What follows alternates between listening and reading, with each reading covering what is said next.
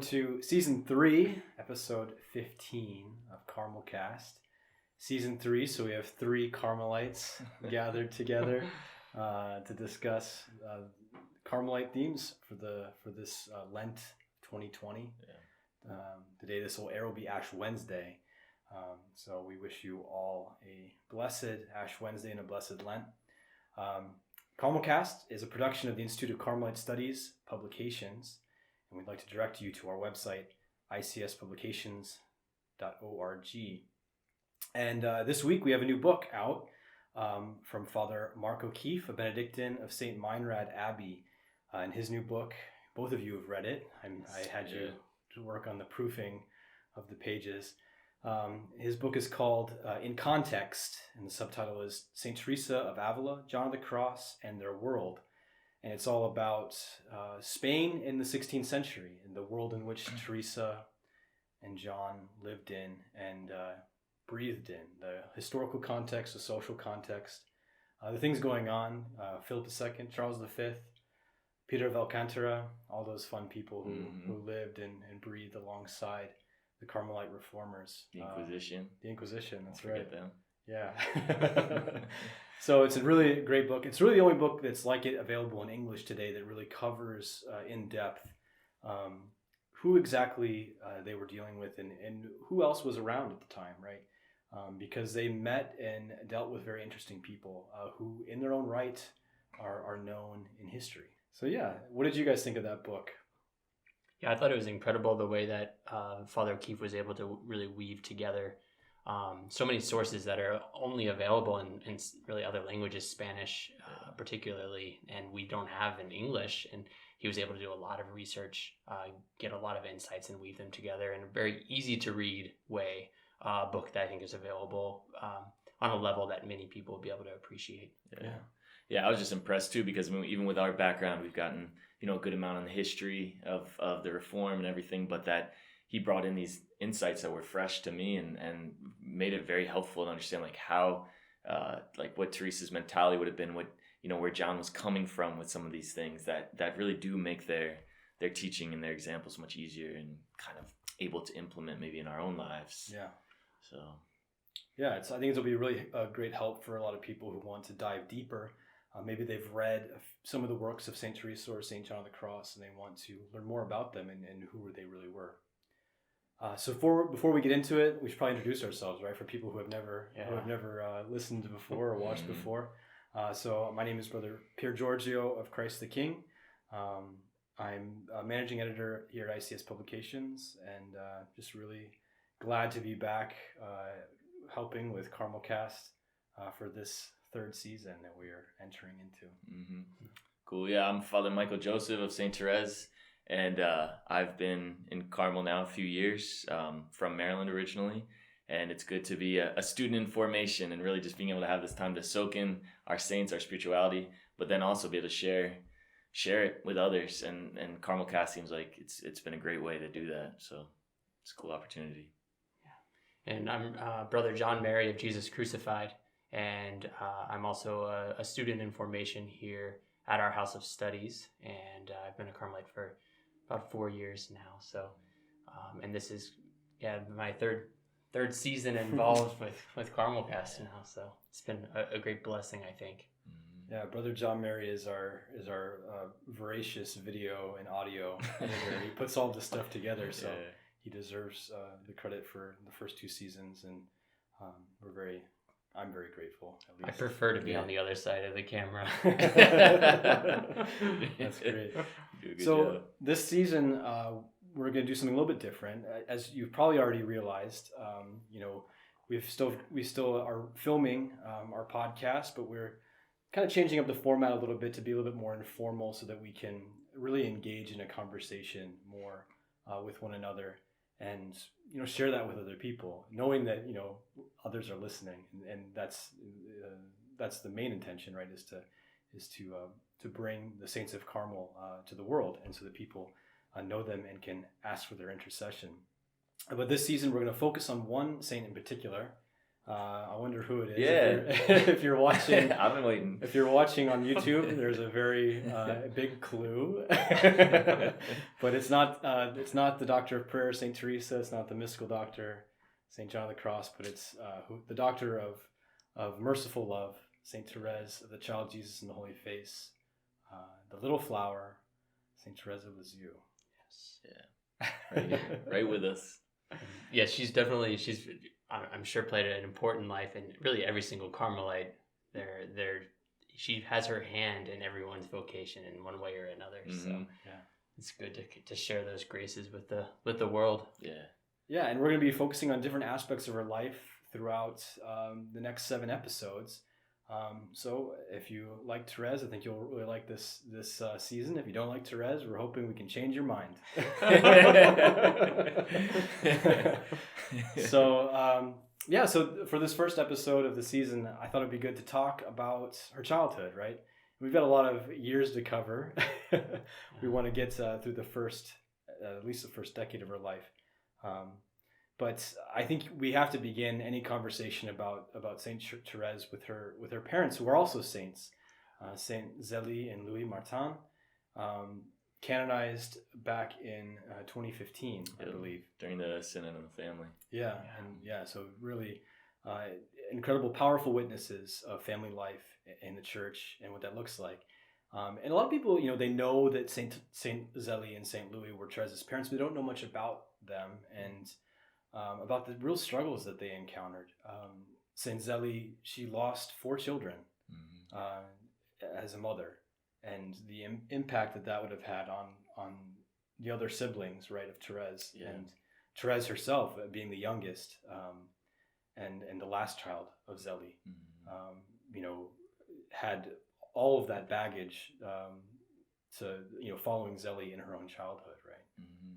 And speaking of that book in context, when we were talking about Saint Teresa, this is the same for all saints and for all of us, right? We're all in a particular context and a particular time with particular parents. Mm-hmm. And we really are the fruit of some of the good and bad traits of our parents and of our families. And we see that so much with Saint Thérèse. Yeah. I remember when I was a novice, we went down to Chicago to listen to a talk on St. Louis and Zélie. It was by the archivist of the Lisieux Carmel, a Carmelite nun who was, for special purposes, allowed to go away from the Carmel for a time. And she came and gave this talk particularly on the parents of Thérèse and just how meaningful they were in Thérèse's life, informing and shaping her. I don't know, do you remember the story of how Louis and Zélie met? Yeah. No, it's a beautiful thing. Share that. Well, and I heard a good quote once too that, some people will say, oh, Thérèse is a saint, or Louis and Zélie are saints because of Thérèse, but it's Thérèse is a saint because of Louis and Zélie, and it just shows the beauty of that married vocation and the way they lived it so to the full. But they both had their different backgrounds, right? And say Zélie did not have an easy childhood herself, growing up. She experienced from her own mom, I think, some coldness and just some emotional sort of absence from her mother. So she struggled, but she was a very faithful woman, and just kept going ahead and didn't let that stop her. And then Louis, he thought he was called to be a kind of a monk or a canon, and in the I forget where it was, in Switzerland, I believe. But it didn't work out for him. He didn't have a good enough grasp of Latin. They wanted him to learn more Latin before coming in, and just the way things worked out, it just wasn't for him. But he thought he would just kind of live that in the world and wasn't really planning on, having a family or getting married. Was just kind of live a holy celibate sort of life in the world and with his business and everything. So then there was that fateful day though in Alençon when Louis was on a bridge, or Zélie was walking across this bridge and saw Louis, and she just heard a voice, an interior voice say, "This is the one I've prepared for you." And later, somehow their parents knew each other or met and kind of did a little matchmaking, and within 9 months, they were on the altar about to be married. So it's kind of interesting how things sort of came together, but it was also focused on the Lord that sort of brought them together, I think. Yeah, you can see how the Lord prepared, right? From the beginning, he's preparing this family for Thérèse because he has all these graces that he wants to share with the world through Thérèse. And so he's preparing a family. The same as we see with the Holy Family too. I think of, Mary and Joseph, they're prepared for bringing about the birth of our Lord. Yeah, so Zélie and Louis and Zélie, they had many children, obviously, Therese's siblings, including two boys who Thérèse in her writings refers to as her little brothers in heaven, right? It's a beautiful sentiment. But what do you make of this idea, this reality in Zélie's life of losing children? And maybe to imagine and from her perspective what that would have been like. Well, I think, you could just see how it was compounding on a lot of things in her life too. Like, I think the first child lived until she was about 5. And so, and then subsequently other children came and maybe died younger or around like 2 years old. I think one was maybe just an infant.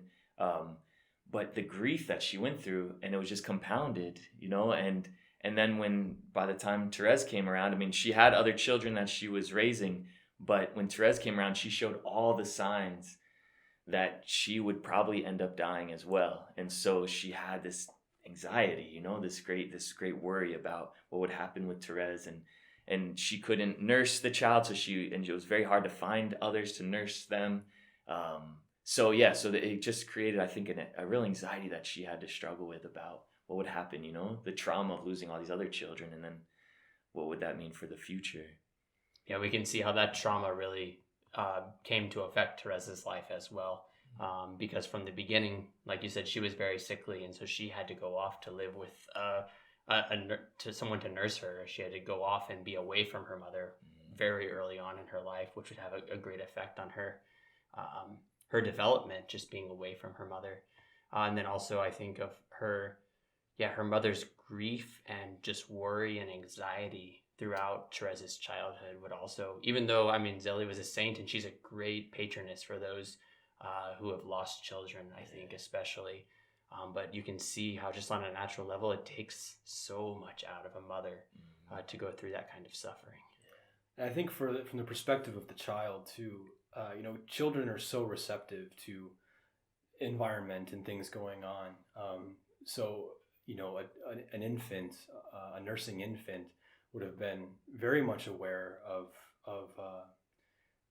the anxiety of the child's mother. So Thérèse being sent off to a wet nurse, in the country far away, that affected her on a really deep level, in the sense of that was the environment in which she was growing in. It was more quiet, more countryside sort of environment. And then when she would come back, to the Martin household, it would be bustling with children, and Thérèse would be worked up about that as an infant, right?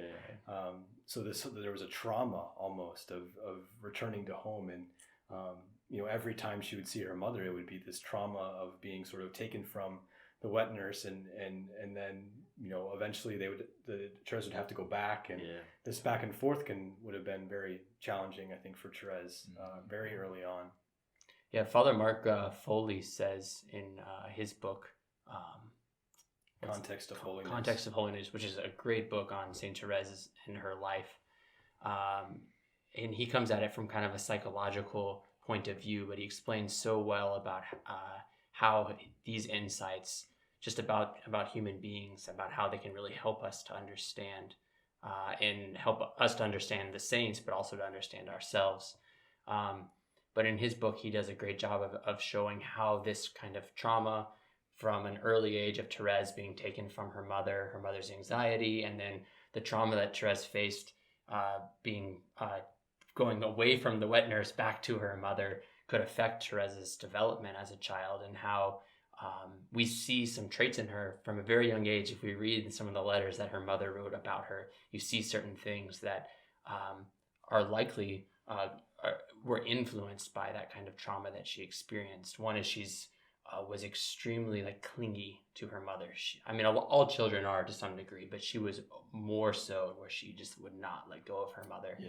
And if ever her mother put her down, then she would just start crying, because she's like almost like subconsciously there's this fear of being separated again from her mother. Yeah, even some kind of guilt early on too, like when she would act up and her parents showed their displeasure, in a kind of loving way, but Thérèse would get so worked up and wouldn't rest until they forgave her and reconciled with her. She had this like really sense of not wanting to displease, her parents, or to act bad in any way, and which is like a beautiful thing in some ways, right? And it helped probably prepare the human material to be so sensitive to God, but you can see probably some woundedness in there too, maybe that would create that sort of need to not be bad or to not be any way displeasing. I think just maybe to put some of these conversations in context too, is that when we speak about the woundedness or kind of these traumas that Thérèse experienced, it's good for us to remember that we're pointing these out because they eventually became the very means by which God was able to transform her into a saint. Exactly. And so it's not to just like point out weaknesses or anything like that, but it's to show that these weaknesses really are what became her strengths and what made her a saint. And it's the same in our lives as well. Yeah. Right. It's by our wounds that are in need of redemption that we ourselves are redeemed. Right. This is the Paschal mystery. Yes. Right. So it's and any sort of we don't point fault at any individual or anything like that. It's a more of a sense, a recognition that everybody, every saint, every sinner has a context that they grew up in, they lived in, that really affects the way in which they approach, understand, and ultimately return back to God. Yeah, and it's not like a desire either to like kind of overanalyze or psychoanalyze someone that is from the past, because we know how people do that and it's kind of futile at times. But we have so much information from Zéli's letters, from Thérèse's own very good memory from a really young age, her sister's recollections, so we have so much in a sense to go on. That's not just this vain effort to sort of tear someone apart, their psyche, but to really see, wow, like this is how they were shaped, and this is what they were able to kind of use in their journey towards holiness. That's a great point, what you said about her incredible memory. Mm-hmm. Even reading Story of a Soul, you see that from the time she was 2 years old, she has memories, just very vivid memories too. And because of that, we get some great stories about her early life. I love reading about the like saints when they were toddlers. I think it's just like so interesting because often you see a lot of the traits that later on are purified and really what make them holy. But in a toddler, it often just comes across Thérèse was so stubborn. Yeah. She was very restless. They had to tie her to her bed because during the middle of the night, she would just like shake and like hit herself and hurt herself on accident. So they literally would tie her to her bed at night to like hold her down. Not that we advocate that as the way, but yeah. That's great.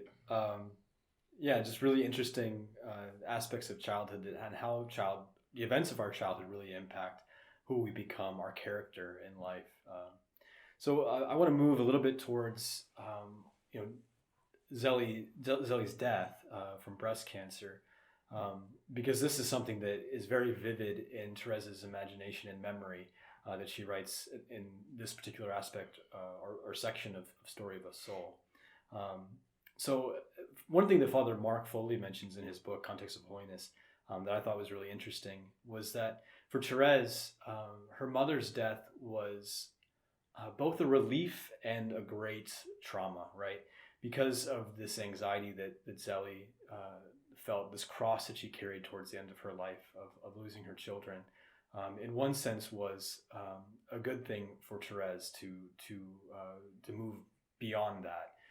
But also was a great trauma because, once again, it's a loss of a mother figure in her life.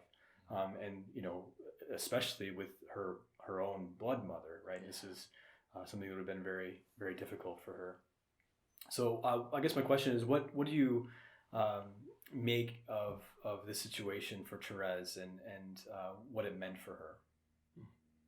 Yeah, if you don't mind, I'll just read maybe her own words from Story of a Soul. There's a short passage where she talks about just how monumental that this moment was for her. She says, "I must admit, Mother, my happy disposition completely changed after Mama's death. I, once so full of life, became timid and retiring, sensitive to an excessive degree. One look was enough to reduce me to tears, and the only way I was content was to be left alone completely." So you can just see, she herself acknowledges how monumental this moment was in her own life. Yes. And being the youngest too, and so little, I'm sure a lot of people kind of overlooked her own sort of emotional maturity and her own real sense of what happened, the loss. You can read in the memory, how vivid it is of like Zelly on her deathbed, her dad saying, "Kiss your poor mama one last time. Kiss your mom for the last time." How traumatic that would be. Yeah. Because she was, how old? She was 4. 4. Yeah. And so the other one, you think, okay, well, we have to deal with the older kids and how they're going through it, but you could see maybe it was easy to overlook Thérèse, and so she didn't really have a way to process maybe some of that loss and that grief. And Thérèse herself remembers, she remembers standing and looking at seeing the coffin very vividly, but she also remembers that she never really cried because she, and this is what Father Mark Foley mentions as well in his book, is that it's almost, she was unable to really process it at that time, and it wasn't until later in her life that she was really able to work through that loss because it was so traumatic for her. Yes. And with the loss of her mother, her older sister Pauline kind of took center stage. In quite literal way, became the center of Thérèse's universe. The importance of Pauline as a mother figure for Thérèse. What are some of the stories that strike you about that Thérèse relates about Pauline? Because it's to Pauline that she's writing some of these stories as well.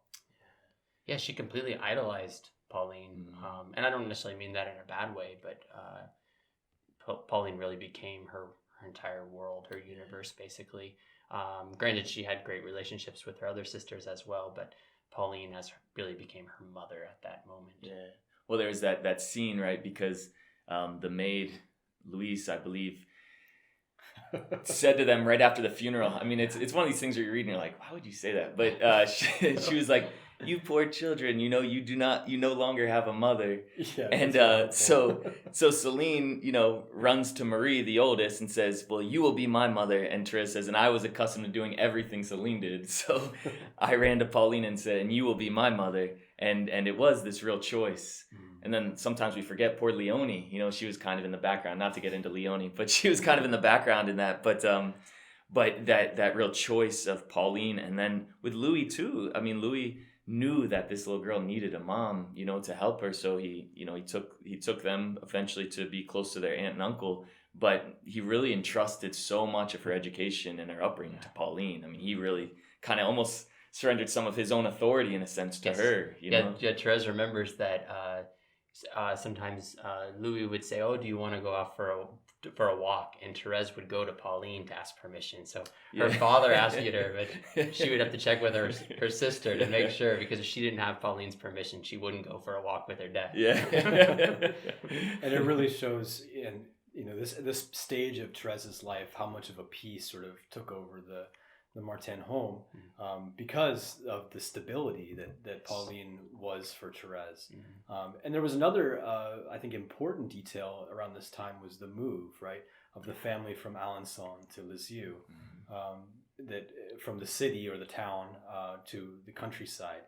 And it's this move that really sort of inaugurates Thérèse's understanding of the world in the way that we know her as. This is the time, the countryside, the flowers, nature, how this stuff, she starts to approach these things in an important way for the first time. Definitely. And it actually just hit me, as you're saying it too, of just the fruit of Zélie's holiness. Zélie's, one of the great marks of her holiness was this trust in divine providence, that God was in control, that he would take care of everything. And, here's this young mom leaving behind several little children, with a husband. But she had this total trust that God would work this out, and that was her one concern, was that things would work out with her kids and they would reach the goal that God had for them.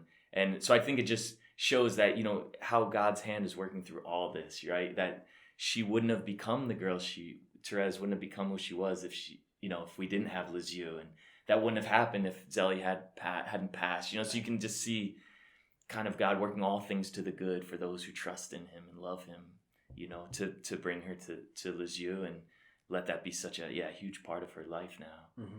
But, yeah, I like reading about the kind of just how the nature of Lisieux, it really resonated so much with Thérèse.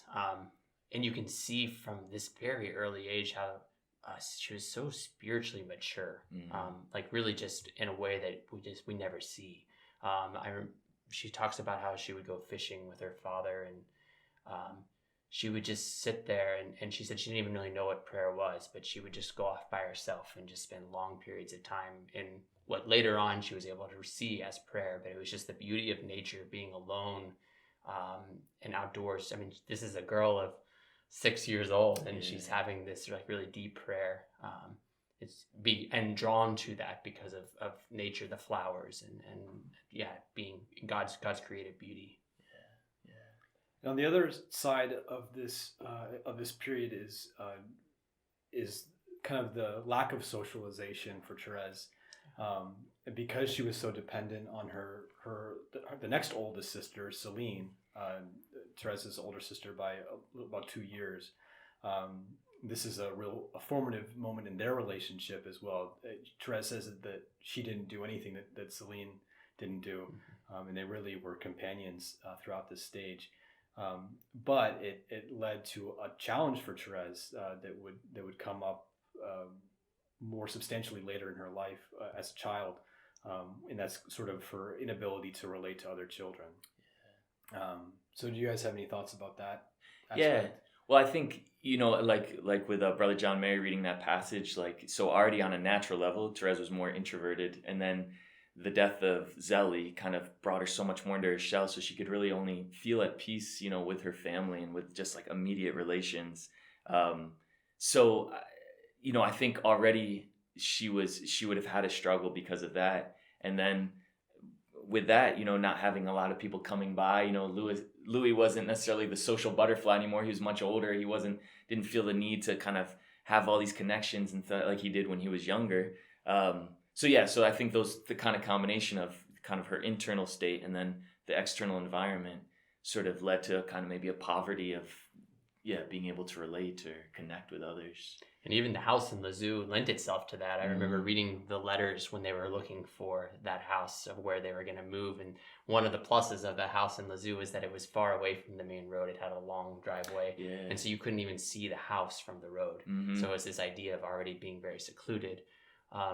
So we see this as a poverty in some sense, but also it was a great grace for Thérèse, because she talks about how this was really the fertile soil in which she was able to really blossom. Mm-hmm. And then when she's, I think, 8.5, that's when she has to go at a boarding school. And that's a struggle for her, because that's for the first time she's in the world, right? Yeah. And she's out of this like protected bubble. And she finds it rather hard to relate to the other kids. She's used to playing with Céline, where they would play hermits and pray the rosary and things like that. And then she goes to boarding school and she admits she didn't know how to play with dolls. Yeah. And so she had a hard time. And plus she was so intellectually and spiritually mature for her age, that she had a hard time relating to those who were her age around her.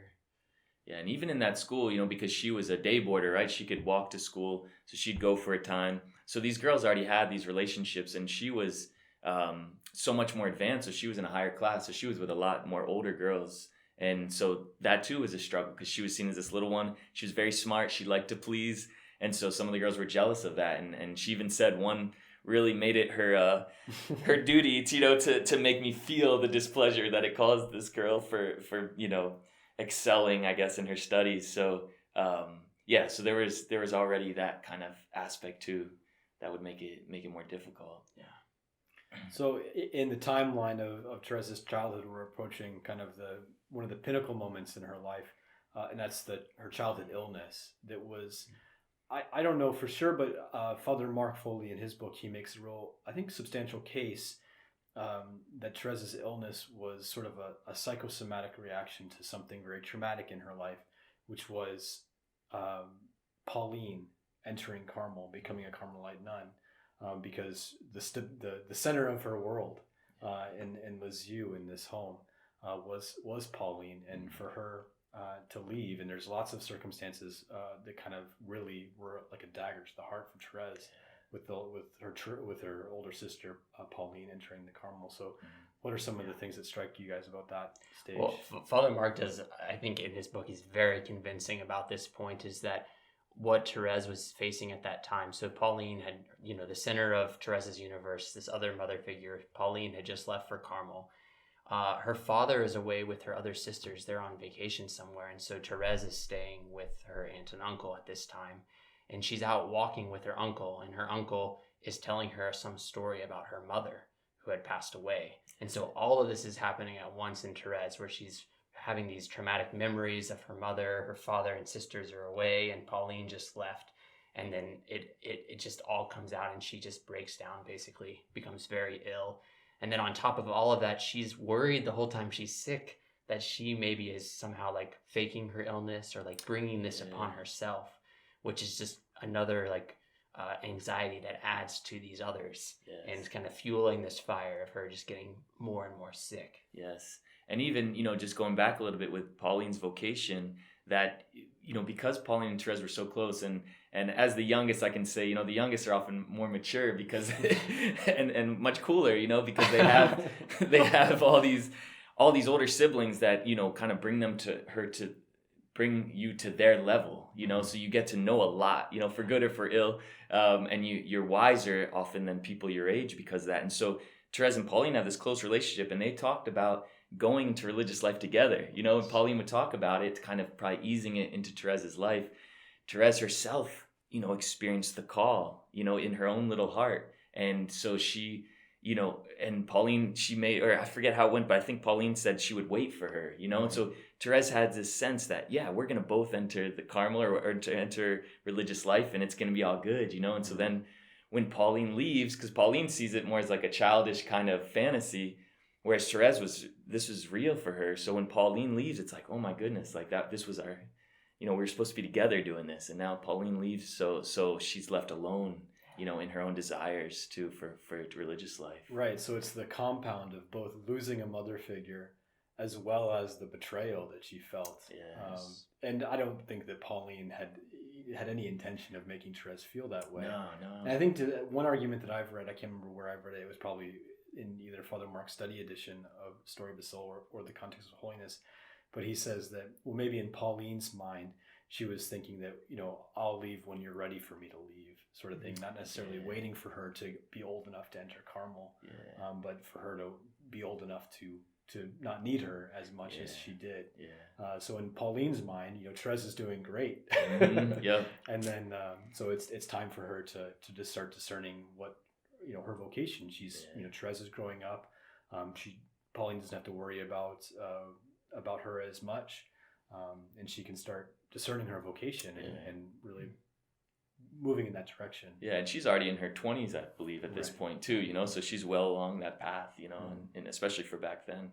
So, and Thérèse also suffered a lot because after Pauline entered, they would go as a family to visit the Carmel, and they would only have, I think maybe an hour maybe to visit with Pauline as a family, and Thérèse, being so young, wouldn't get the attention that she wanted. Because the family, they're busy talking with her about other things, and so Thérèse is kind of just, and if she piped up about something that was important to her, it was kind of viewed maybe as just like a childish concern, and they weren't.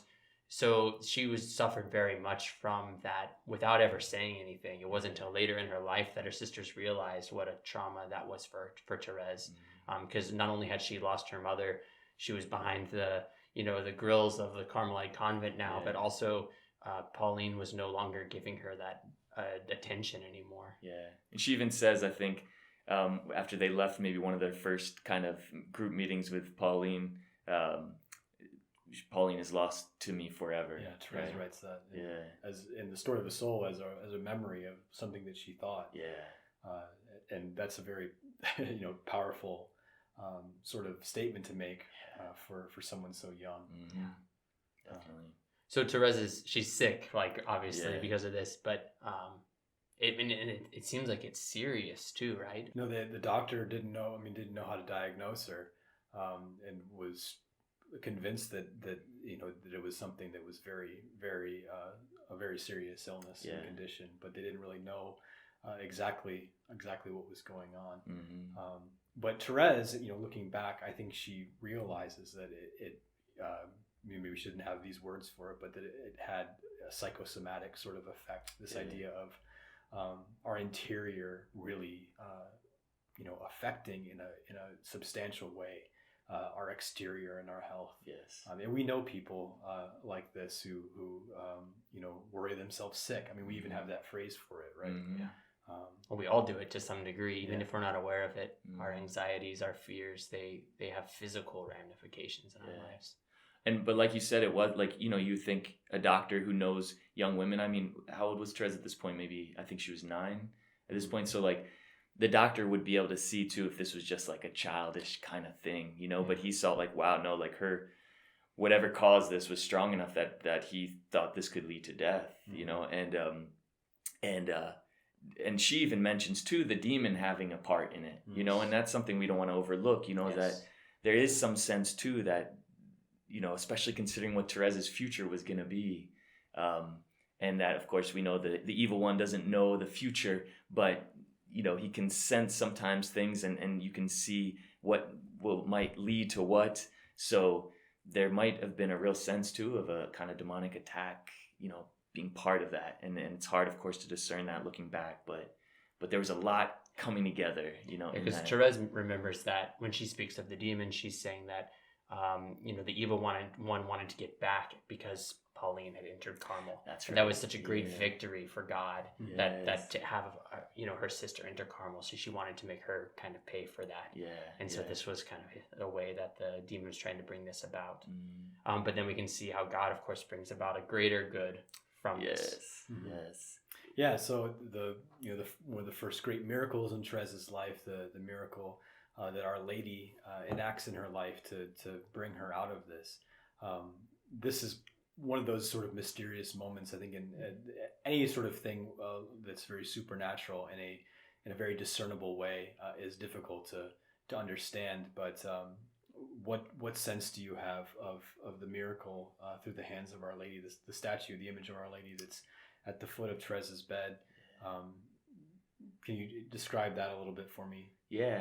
Well, I just think it's cool, just to say a little bit about that statue, Our Lady of the Smile, that it was a gift to Louis Martin when he was still a bachelor, and by a young woman who was quite enamored with Louis. And of course that didn't work out, but he kept the statue, and it became kind of the center of so much of the devotion of the Martin family when Zélie was alive, and then after she passed. So they were very used to bringing like flowers to her, doing May devotions, praying the rosary. And it's this, this beautiful statue, of course, of Our Lady. And so, so this kind of maternal, right? This maternal love too, that Thérèse always had such a close sense of Mary's motherhood in her life, and especially considering her own need, of that. And so it just seems kind of perfect in a way that this healing would be mediated through Our Lady and through this very powerful icon of her presence in that family. Yeah, and it's you pointed it out well, right? Because Thérèse had a lot of her illness was probably caused by these wounds, because her mother's death and then Pauline's leaving. These are the wounds, not caused purposely, but because of a mother. And then here we have our mother, Our Lady, who is the one who brings about the healing for Thérèse. Yeah, I think the healing for her was really a psychological healing as well, because it really inaugurated a new stage in her life where she no longer had this intense fear of abandonment. That I think really had a very strong hold on her during her early childhood. Mm-hmm. One of the things too I've always just kind of always stuck with me is that we have different instances of saints, when like when our Lord appeared to Saint Francis with the cherubim on the crucifix, that this love that Francis had for the crucified Lord and his power gave him the stigmata, essentially, so it was like imprinted on Francis himself. And that when the Virgin Mary, the statue, kind of for that moment came alive, and what she gave was this smile. She didn't say anything, she didn't do anything, she just, this beautiful, ravishing smile, and that smile of the Virgin Mary imprinted itself on Therese's being, in a sense, and so that was kind of her way. And after that too, is her whole being kind of manifested the smile of the Virgin Mary. It always kind of hit me as like, wow, I think it shows, what that did to her. Mm-hmm. Yeah. I'll just read a few of Therese's words about that event. Finding no help on earth, poor little Thérèse had also turned toward the Mother of Heaven and prayed with all her heart that she take pity on her. All of a sudden, the Blessed Virgin appeared beautiful to me, so beautiful that never had I seen anything so attractive. Her face was suffused with an ineffable benevolence and tenderness, and what penetrated to the very depths of my soul was the ravishing smile of the Blessed Virgin. At that instant, all my pain disappeared, and 2 large tears glistened on my eyelashes and flowed down my cheeks silently. But they were tears of unmixed joy. Yeah, powerful. Yeah. So I think that's a really great place to end for this first episode, really discussing Therese's early life. We'll get more into the years after this miracle of Our Lady. One thing that I want to really encourage everyone watching or listening, during the season of Lent, we have a promotion going on for you to receive a discount for your spiritual reading during Lent. And since we're doing this season on Saint Thérèse, I think one thing that'd be great is to do a discount on some of our books about Thérèse. So if you haven't read Story of a Soul, you can follow along with us as we go through her life during this season. I think she's a great saint to accompany us through Lent and through a discernment of the ways in which God wants to act in our life and draw us closer to Him. So with that, do you guys have any closing thoughts? Maybe just to say that again, just how God works all things to the good, and seeing through the suffering and the joy of family life, through all the things that one could say, oh, maybe that wasn't the best decision to make, or you could have done it this way or that way. And it's like, no, like God knows. And if you trust in Him and put these things in His hands, like it will work out. It will work out. Amen. Well, with that, we thank you for joining us for this first episode of season 3, and we'll see you again, or you'll hear us again next week. Yes. God bless you.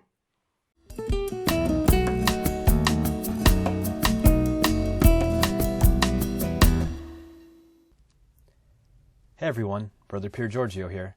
Thanks for checking out this episode of CarmelCast. If you want to hear more of us, don't forget to click subscribe. Also, be sure to click like if you enjoyed this episode, and maybe even leave us a comment. We post discussion questions down below to get the conversation going. Want more information on Carmelite spirituality and the Discalced Carmelite Saints? Then you'll want to check out our website, www.icspublications.org. There's a link in the description of this episode. From here, you can see all our current promotions and access our complete catalog for the writings of St. John of the Cross, St. Teresa of Avila, St. Thérèse of Lisieux, St. Elizabeth of the Trinity, and St. Edith Stein. If you want to stay up to date on all our promotions and new titles, then be sure to add your email to our email list. There's no better way to stay up to date on the latest Carmelite publications. Thanks for joining us, and may God bless you.